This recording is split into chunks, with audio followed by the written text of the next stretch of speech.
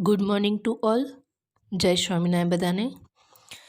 આજે આપણે ટીવાય BCom semester 6ના chapter 1ના આપણે સેકન્ડ ટોપિકની ચર્ચા કરવા જઈ રહ્યા છીએ, જેનું નામ છે વિવિધ આર્થિક પદ્ધતિઓ. બરાબર. અને આર્થિક પદ્ધતિઓને અસર કરતા વિવિધ ઘટકો, જેમાંના આપણે મુખ્યત્વે બે ઘટકોની ચર્ચા કરી ચૂક્યા છીએ. બરાબર, કે જેમાં આર્થિક પદ્ધતિ એના બીજા ઘટકમાં આપણે પહોંચ્યા હતા કે આર્થિક પદ્ધતિ એટલે શું, તો કે કોઈ પણ જુદા જુદા દેશોમાં જ્યારે ખાનગી માલિકી અથવા તો જાહેર માલિકી અથવા તો મિશ્ર માલિકીની પદ્ધતિ દ્વારા જ્યારે કોઈ પણ અર્થતંત્રનું સંચાલન કરવામાં આવે છે ત્યારે એને આપણે આર્થિક પદ્ધતિ તરીકે ઓળખીએ છીએ. અને આ ટૉપિક આપણે એસવાય બીકોમમાં ભણી ચૂક્યા છીએ કે આર્થિક પદ્ધતિ એ શું છે. બરાબર. આર્થિક પદ્ધતિ એટલે તો ટૂંકમાં કહીએ ને તો આર્થિક પદ્ધતિ એટલે કે આપણે કોઈપણ અર્થતંત્રને ચલાવવા માટે જ્યારે કોઈપણ એક પદ્ધતિનો ઉપયોગ કરી અને અર્થતંત્રનું જ્યારે આપણે સંચાલન કરીએ છીએ ત્યારે એને આપણે આર્થિક પદ્ધતિ તરીકે ઓળખીએ છીએ. જેમાં મુખ્યત્વે આપણે 3 આર્થિક પદ્ધતિઓ વિશે સમજૂતી મેળવી હતી: મૂડીવાદી આર્થિક પદ્ધતિ, સમાજવાદી આર્થિક પદ્ધતિ અને મિશ્ર આર્થિક પદ્ધતિ. બરાબર. આ 3 આર્થિક પદ્ધતિ આપણે ડિટેલમાં એસવાય બીકોમમાં ભણી ચૂક્યા છીએ. હવે આવશે આર્થિક નીતિઓ. બરાબર. આર્થિક નીતિઓ એટલે કે શું, તો કે સરકાર દ્વારા ઘડવામાં આવે છે એ નીતિઓ. આપણે ખ્યાલ જ છે કે જ્યારે આપણા શરૂઆતના સમય દરમિયાન જ્યારે ભારત દેશ આઝાદ થયો હતો ત્યારે આપણી અર્થતંત્રની નીતિ એ થોડીક બંધિયાર હતી. અને બંધિયાર આર્થિક નીતિ હોવાના કારણે આપણા અર્થતંત્રનું સંચાલન બહુ વ્યવસ્થિત થઈ ચૂક્યો ન હતો. અને એટલા જ માટે 1991માં આપણે એક નવા જ પ્રકારના એક આર્થિક સુધારો અમલમાં લઈ આવ્યા, જેનું નામ છે ખાનગીકરણ, ઉદારીકરણ અને વૈશ્વિકીકરણ. અને આ 3 પ્રકારના સુધારાને અમલમાં લાવ્યા પછી વિવિધ પ્રકારની નવી આર્થિક નીતિઓ સરકાર તરફથી અમલમાં આવી છે. જેમાંના આપણે 3 પ્રકારની નીતિઓ ભણી ચૂક્યા છીએ: નાણાકીય નીતિ, રાજકોષીય નીતિ અને વિદેશ વ્યાપાર નીતિ. આ બધું જ આપણે આનાથી આગળના લેક્ચરમાં ભણી ચૂક્યા છીએ. હવે આપણે આજે આનાથી એ જ લેક્ચરને આપણે આગળ વધારશું અને નીતિઓમાં જે 3 પ્રકારની નીતિઓ ભણ્યા હતા આપણે, કે નાણાકીય નીતિ, રાજકોષીય નીતિ અને વિદેશ વ્યાપાર નીતિ, આ 3 પ્રકારની નીતિઓ આપણે ભણી ચૂક્યા છીએ. હવે આર્થિક નીતિઓમાં હવે આવશે ચોથા પ્રકારની નીતિ, જેને વિદેશ રોકાણ નીતિ કહેવામાં આવે છે.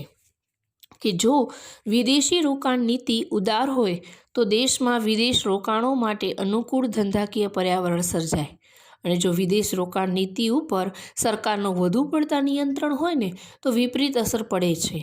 એટલે કે જ્યારે પણ તમારે વિદેશ રોકાણની નીતિ કેવા પ્રકારની છે એના ઉપરથી દેશમાં અનુકૂળ વાતાવરણ અથવા તો પ્રતિકૂળ વાતાવરણ રોકાણ અંગેનું સર્જાઈ શકે છે. વિશ્વના ઘણા દેશોએ ઉદાર વિદેશ રોકાણ નીતિ અપનાવીને પોતાના દેશમાં ઊંચું આર્થિક વિકાસ દરને સિદ્ધ કર્યું છે. ભારતે પણ 1991ની ઉદાર વિદેશ રોકાણ નીતિને અપનાવી અને વિદેશી શેર મૂડી માટેની મર્યાદાને વધારી છે. અને કેટલાક ક્ષેત્રમાં તો 100% સુધીની છૂટછાટ સરકાર તરફથી આપવામાં આવી છે. વિદેશી મૂડી અને વિદેશી ટેકનોલોજી માટે મંજૂરી મેળવવાની શરતોમાં રાહતો આપવામાં આવી છે. પહેલાં મોટે ભાગે મૂડી વસ્તુઓ અને ઉચ્ચ અગ્રતાવાળા ઉદ્યોગોમાં જ વિદેશી મૂડી આવકારવામાં આવતી હતી, પરંતુ હવે લગભગ બધા જ ક્ષેત્રો માટે અત્યારે ભારતે દ્વાર શું કરી નાખ્યા છે, ખોલી નાખ્યા છે.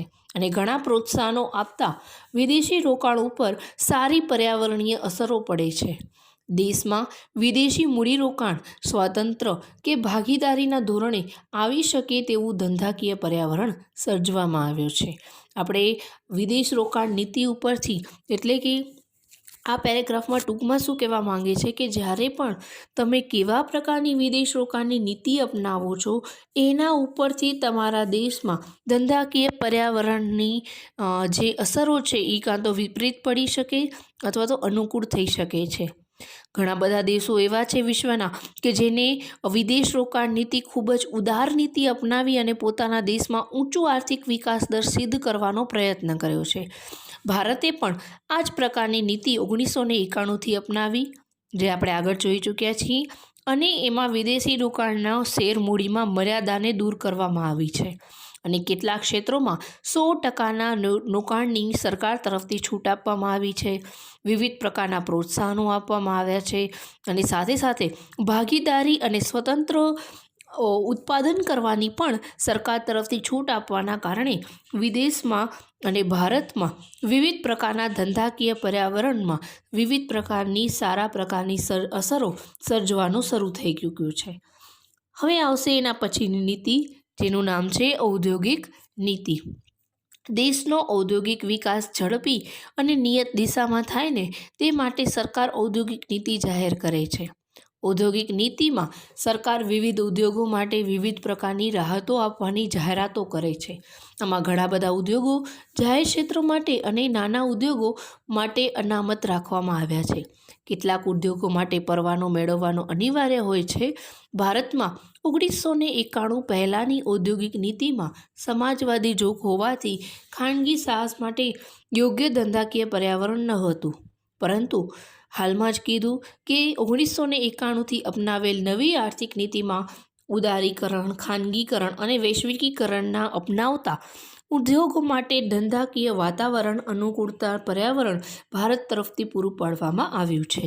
ઔદ્યોગિક નીતિ એટલે કે સરકાર તરફથી ઉદ્યોગો માટે વિવિધ રાહતોની જાહેરાતો કરતી નીતિ, અને જેમાં નાના, મોટા, મધ્યમ વિવિધ પ્રકારના ઉદ્યોગોને અનામતો રાખવામાં આવ્યા છે.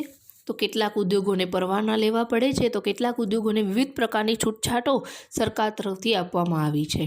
અને એટલા જ માટે ખાનગી સાહસનો વધુ પડતો અત્યારે જોખ હોવાના કારણે ભારત સરકારે પણ 1991થી 3 પ્રકારની નવી નીતિ અપનાવી છે, જેને આપણે આ 3 શબ્દોથી આપણે વાકેફ છીએ: ઉદારીકરણ, ખાનગીકરણ અને વૈશ્વિકીકરણ. આ 3 પ્રકારની નીતિનું ભારત સરકાર શું કરે છે? હાલમાં ઉપયોગ કરે છે. એના પછીની નીતિ છે આંતરરાષ્ટ્રીય આર્થિક પર્યાવરણ, જેના પછીનો અસર કરતો પરિબળ છે દેશના ઉદ્યોગો માટેના ધંધાકીય પર્યાવરણમાં આંતરરાષ્ટ્રીય પર્યાવરણ પર અસર કરતા હોય છે. પહેલાં વિશ્વના દેશો વિકાસ માટે સંરક્ષણની વ્યાપાર નીતિમાં વધુ વિશ્વાસ ધરાવતા હતા અને આથી વ્યાપારમાં નિયંત્રણો વ્યાપક હતા. જ્યારે 1980થી વૈશ્વિકીકરણની વ્યૂહરચના વ્યાપક રીતે સ્વીકારવામાં આવી. 1995થી WTOની સ્થાપના બાદ વેપાર નિયંત્રણો હટાવી મુક્ત વ્યાપાર નીતિ અપનાવવાનો પ્રયત્ન થઈ રહ્યો છે. આ સંજોગોમાં ધંધાકીય યુનિટોએ પર્યાવરણ, રાષ્ટ્રીય બજારને ધ્યાનમાં લઈ વ્યૂહરચના પડવી પડતી હતી, પરંતુ હવે આંતરરાષ્ટ્રીય વૈશ્વિક બજારને ધ્યાનમાં લઈને વ્યૂહરચના ગોઠવવી પડે છે. ટૂંકમાં આંતરરાષ્ટ્રીય આર્થિક પર્યાવરણો ઊભું થતું અસર કરતું એનું આર્થિક પર્યાવરણ ઉપર અસર કરતો પરિબળ છે કે જેમાં 1980થી વૈશ્વિકીકરણની વ્યૂહરચના અપનાવવામાં આવી હતી, પરંતુ WTOની સ્થાપના બાદ વ્યાપાર મુક્ત બનવાના કારણે અત્યારે દરેક રાષ્ટ્રીય બજારોને વિવિધ પ્રકારના વૈશ્વિક બજારને ધ્યાનમાં રાખીને જ પોતાના ઉદ્યોગનું સંચાલન કરવું પડે છે. વિશ્વ વેપારના કદમાં અને વિદેશી રોકાણના સ્વરૂપમાં થતા રોકાણના પ્રમાણમાં નોંધપાત્ર વધારો થતાં આંતરરાષ્ટ્રીય પર્યાવરણનો મહત્ત્વ વધી ગયો છે. વિવિધ આંતરરાષ્ટ્રીય સંસ્થાઓ વિદેશ વ્યાપારનો નિયમન અને માર્ગદર્શન અને વિવિધ પ્રકારના કાયદાઓની જાહેર કરે છે, અને આની પણ દેશના આર્થિક ધંધાકીય પર્યાવરણ પર અસર કરે છે. આવી મુખ્ય સંસ્થાઓ જેને આપણે IMF, વિશ્વ બેંક, અંકડાક, WTO વગેરે ઘણા દેશો જુદા જુદા પ્રકારના વિદેશ કરારો તેમના વિદેશ વ્યાપારને પ્રોત્સાહિત કરવા કરતી હોય છે. અને આવી રીતે આંતરરાષ્ટ્રીય આર્થિક પર્યાવરણ, એને લગતા કાયદાઓ, નિયમો, માર્ગદર્શિકાઓ, વિવિધ પ્રકારના સંસ્થાઓ, આ બધી જ બાબતો આપણા આર્થિક પર્યાવરણ ઉપર અસર કરતો પરિબળ ગણવામાં આવે છે.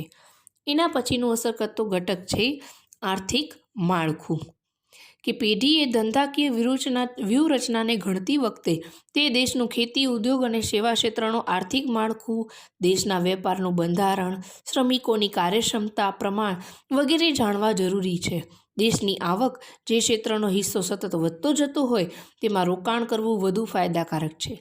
દાખલા તરીકે ભારતમાં છેલ્લા કેટલાક વર્ષોથી સેવા ક્ષેત્રના આવકમાં નોંધપાત્ર હિસ્સોમાં વધારો થયો છે અને તેથી સેવા ક્ષેત્રે પેઢી રોકાણ કરે તો ભાવિ ઉદ્યોગ વધુ ઉજ્જવળ બને છે અને આ જ રીતે ધંધા માટે જાણકારીવાળા શ્રમિકો પૂરતા પ્રમાણમાં મળી શકે કે કેમ તે પણ અગત્યનું છે.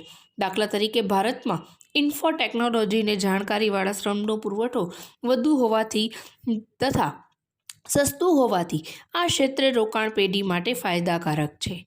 ભારતમાં વર્તમાન આર્થિક માળખામાં આઈટી અને ટેલિકોમ્યુનિકેશન જેવા સેવા ક્ષેત્રો અને ફાર્મા જેવા ક્ષેત્રોમાં સારું એવું ધંધાકીય આર્થિક પર્યાવરણ પ્રવર્તે છે અને આ જ રીતે સમય અનુસાર બદલાતી ટેકનોલોજીને જોતા બાયોટેકનોલોજીના ક્ષેત્રે થનારા રોકાણો અને ભવિષ્યની દ્રષ્ટિએ વધુ નફાકારક બને તેમ પણ ગણવામાં આવે છે. આપણે ખ્યાલ જ છે કે ભારતનું આર્થિક માળખું અને અત્યારે આર્થિક પર્યાવરણ ઉપર અસર કરતો આર્થિક માળખું એ પણ આપણા આર્થિક બાબતને અસર કરતો પરિબળ છે. જેમ જેમ માળખામાં પરિવર્તન આવે છે એવા જ પ્રકારનું પરિવર્તન આપણા અર્થતંત્રમાં આવવું જરૂરી છે. જેમાં એક બહુ સરસ ઉદાહરણ આપવામાં આવ્યું છે કે ભારત પહેલાં ખેતી પ્રધાન દેશ ગણવામાં આવતું હતું, પરંતુ અત્યારે ભારતનો આવક અને ખર્ચના સંદર્ભમાં વધુ પડતો ઝોક કોના તરફ છે તો કે સેવા ક્ષેત્ર તરફ છે અને ઉદ્યોગોમાં પણ અત્યારે ઇન્ફોર્મેશન ટેકનોલોજીને જાણકારીવાળા શ્રમિકોની માંગમાં વધારો થઈ ચૂક્યો છે અને આ બધા જ પરિબળો આપણા આર્થિક પર્યાવરણ ઉપર અસર કરતા પરિબળો તરીકે ઓળખવામાં આવે છે. એના પછી અસર કરતો પરિબળ છે આર્થિક કાયદાઓ, કે દેશના આર્થિક બાબતના સંદર્ભમાં ઘડવામાં આવેલા કાયદાઓ પર્યાવરણને શું કરે છે? અસર કરે છે. આવા કાયદા ઘડવા પાછળનો હેતુ શું? તો કે ધંધા ઉપર નિયંત્રણ અને નિયમન રહે. દાખલા તરીકે ભારતમાં ઔદ્યોગિક ઝઘડાઓનો કાયદો 1947, ફેક્ટરી એક્ટ 1948, ઔદ્યોગિક વિકાસ અને નિયમ 1951, કંપની ધારો 56, ગ્રાહક સુરક્ષા ધારો 86, ડિપોઝિટરી એક્ટ 1996 અને સેબી ગાઈડલાઇન્સ જે 2000ની સાલમાં, હરીફાઈનો કાયદો 2002 વગેરે આર્થિક કાયદાઓ પસાર થયેલા છે જે ધંધાકીય પર્યાવરણ ઉપર અસર કરે છે.